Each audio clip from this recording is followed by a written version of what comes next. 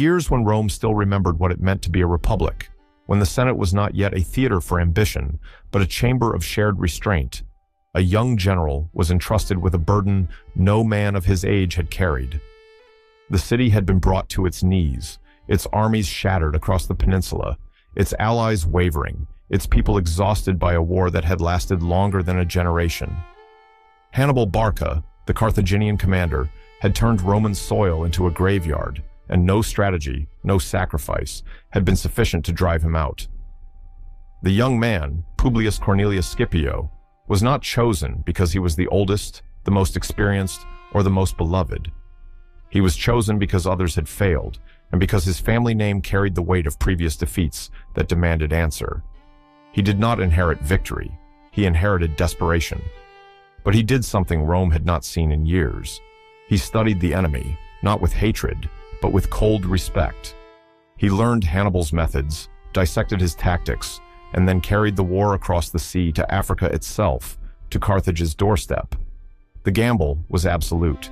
If he failed, Rome would have no reserve, no second chance. The city would stand or fall on the choices of a man barely past 30.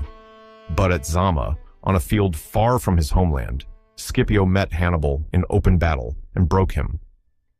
The war ended. Carthage knelt. Rome, bloodied and exhausted, had survived. And so the question formed, unspoken but unmistakable in every hall and every street.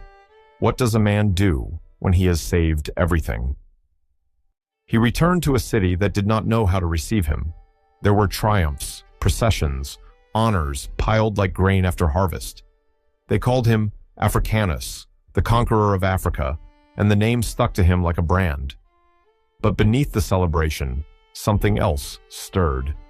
Rome was not built to glorify one man for long. The Republic's strength had always rested on a principle older than any law. No single citizen should rise so far above the others that the rest must look upward to see him. Scipio had become necessary, and necessity, when embodied in one man, breeds suspicion. He could have pressed his advantage. He could have demanded consulships, extensions of command, legal protections, the kind of permanent authority that later men would seize without hesitation. The path was open. His veterans adored him. His name was spoken in distant provinces, with a reverence usually reserved for gods. But Scipio did not reach for the mechanisms of perpetual power.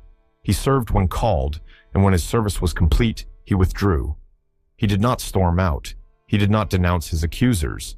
He simply stopped participating in the game that Rome had begun to play with itself. There were charges, later: corruption, misuse of funds, betrayal of republican principles. The accusations were vague, assembled by men whose own glory had been eclipsed. Scipio did not defend himself with the fury of the innocent.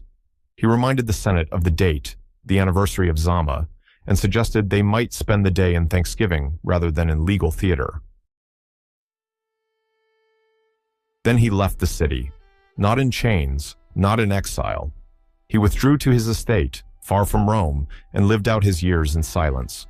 The Republic did not chase him. It did not need to. His absence was louder than any sentence. What he understood, and what Rome had begun to forget, was that victory is not the end of duty. It is the beginning of a more difficult test.